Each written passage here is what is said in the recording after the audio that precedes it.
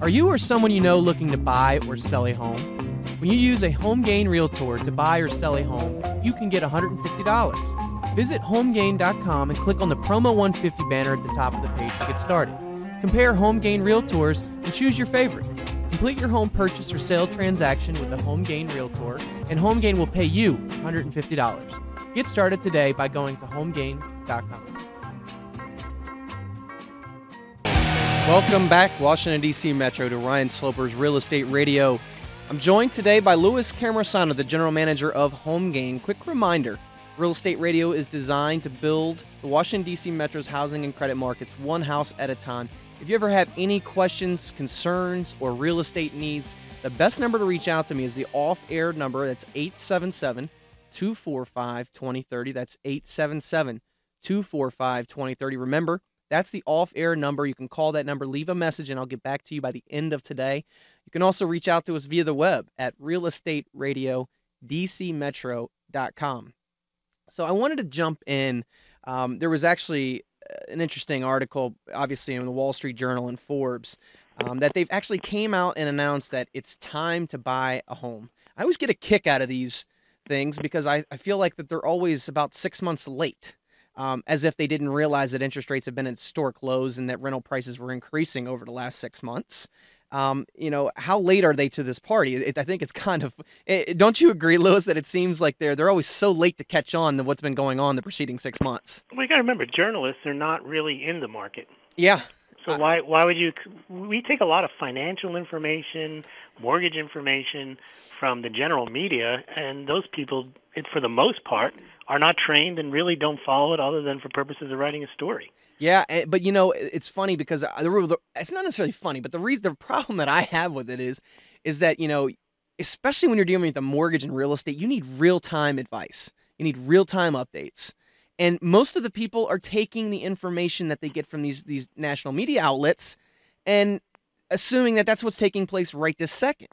Sure. And it never is, especially when you're dealing with mortgage interest rates. I mean, I can't tell you how many listeners have called in and said, hey, well, is that interest rate still available that you were quoting an average? And I said, well, no. I mean, interest rates are as of the last second, not as of last week. When you see interest rates that are, basically produced in newspaper ads or even online, typically it'll say, this was as of October 11th at 1 o'clock. If you ever call a loan officer up and say, hey, can I get that rate that I saw in the newspaper, what's the answer going to be? Typically, it's no. Well, Ryan, if you look at where people get their information in media, we've already discussed the deficiencies there. They get it from advertisements, which, of course, they're trying to sell you something, so you really can't trust that. And then trade associations like the National Association of Real Estate, the realtors, they'll tell you any time is a good time to buy a house. So you really need that one-on-one person who, as you mentioned, has your best interest at heart and understands the market and can give you the right advice. Because otherwise, if you go to media, advertising sites, or trade associations, you're really not going to get the right picture. No, you're never going to get the right picture, and I totally agree. 877-245-2030, 877-245-2030. Like I said, guys, any questions you possibly have regarding real estate, mortgages, credit, I can answer them, and I can answer that real time, meaning what's going on as of today. And if you're working with somebody that can't tell you what's going on today and how that can affect you and your real estate decisions, you should probably think about working with somebody else. Things that were mentioned in an article in Market Watch was said now could be the best time in history to buy a home. Well, that's probably true, but it really depends on your market, right, Louis? How many times have you and I discussed this? Could be the worst time to buy. It could be the worst time for you to buy in certain areas. And it depends on not just interest rates, the employment situation, your employment situation, where you think home prices are going, what they are relative to rents, where you think those are going. How much money you have saved up. Sure. You can't just say in general home prices are going up or down and now is a good time to buy or now is a bad time to buy. It depends. Right. Let's see. There was also one from Forbes that explained to the readers, if rent simply kept up with inflation at a 3.2% annual increase, a $1,500 rent payment would cost that renter nearly $900,000 over the next 30 years. That same $1,500 payment made to their mortgage would be only $540,000 because the payments don't increase with inflation. Well, that's a point you and I made. Exactly. And that's what I was gonna emphasize, is that you and I talk about this week after week, that If you are in the market potentially, I mean, I think that especially in the Washington D.C. metro area, almost I would say 90% of the time, it makes sense to at least consider buying versus renting right now, just because of merely where the rents are and where they're headed in the next, month, 6 months to a year to 2 years. They're headed upward, and if Rents are subject to inflation, and your fixed mortgage is not. exactly, and a lot of people are like, well, I think interest rates are going to go lower. And I'm saying, well, I, you know, don't, I tell people, don't worry about where you think they're headed. Worry about right now today. What would your decision be if it was as of today? And if you're happy with that decision, and it looks like most of the time in the DC metro area, you're going to be, having your mortgage payment equal, if not lesser, than what your rent payment would be, it probably makes sense, especially with all these first-time homebuyer programs that are still unbelievably offering either little to no money out of pocket. Right, but otherwise you have to time the market, and the ability for interest rates to go much lower is very limited, but the ability for them to go higher is much greatly increased. I mean, the chances are interest rates aren't going to go down another full point. Right. They can easily go up 2 or 3 points. Easily. And they tend to rise very quickly, and they tend to come down very slowly. Right, you take the elevator up and the stairs down, something Yeah. like that. And and I kind of equate it to like the stock market. It's almost like, No, it's the stairs up and the elevator down. when you buy a stock sometimes and then you're like, well, I bought it at 50 and now it's gone down to 40. What do I do? You know, do I hang in there? Well, in the mortgage market, if you're hanging in there, you could be saying if it's at 4%, it could be at 5% by the time, you actually end up pulling the trigger. You have to be ready. And like I said, if you're happy with the payment as of today, and it's really important when we discuss what your payments are going to be, I typically have people get with their CPA as well.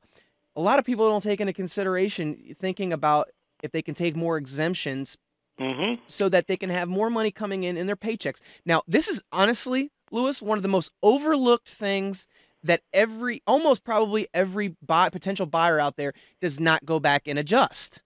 Why? I don't know. I'm not a CPA or tax advisor, but I can tell you that at the end of the year, you should be close to a break even. You don't want the government holding your money. So if you're buying a home and you can adjust to get more money coming in your paychecks, you might be able to qualify for an extra, maybe 10, 20, $30,000 in a home and still have it as a comfortable payment. A lot of people are like, well, especially if they weren't already expecting a refund, now they have the mortgage interest deduction that allows them to have a refund. Could be 2,000, could be more. But take that money and maybe use that as more money for your expenses. Keep the payment where it was before and just have more money for utilities. That is one of the biggest things that I see people, they don't look into that. Um, I'm a big advocate too. When I sit down with a client, it's not just about giving you a mortgage for the amount that you want.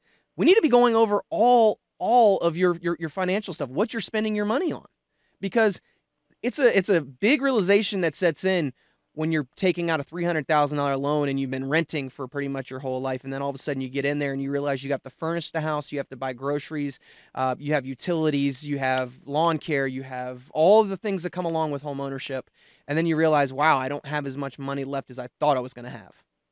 And I can really see from the last bubble that we had, people were dependent upon being able to do a cash out refinance to continue making their mortgage payments.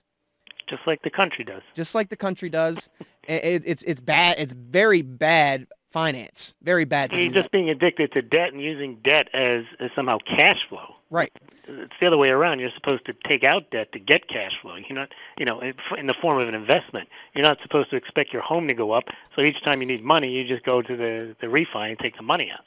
Yeah, and we talked about, holding real estate for a long-term investment is great, especially when you have low interest rates. But looking for some short-term gain, it's bad. It's a bad move. It's a bad move. I mean, if you're holding on to stocks are for short-term gains, not homes. Exactly, and if you hold on to that home, for the next 30 years, and you're paying somewhere around 4%, depending upon your qualifications, you're going to have a good asset at the end of that period of time. You're paying even if the price goes down in the next few years, as long as your rent to mortgage payment is lower, you'll still be okay. Yeah, and a lot, I would say the majority of very, very smart investors out there that buy 3 and 4 properties and they own, all 3 or 4 of them outright by the time they're ready to retire, they have cash flow coming in. They have cash flow. And it's very hard to get the same returns in the market that you can get if you own your real estate. Well, that's because most stocks don't pay a divividend. Exactly. Yeah, and there's no cash flow in them. Right. And you know, it's risky as well. It's risky where versus if you own a property free and clear and you know, especially where the rental market's heading with this future inflation, you're going to have good cash flows coming in. I mean, let's just say you own two or three properties and you could get 1,500 each. I mean, you're talking about $4,500, and even if you pay a management fee out, you probably are looking at somewhere around $4,000 a month cash coming in.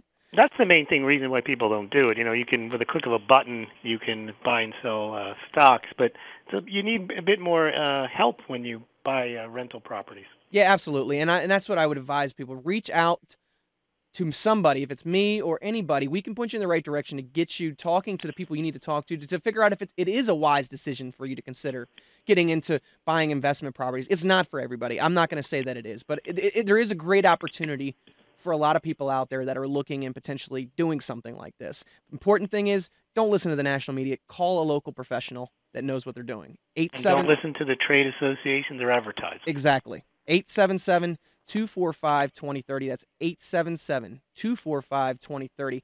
When we come back, we're going to jump into the other top 5 credit myths that are out there, and we're going to dispel those when we come back.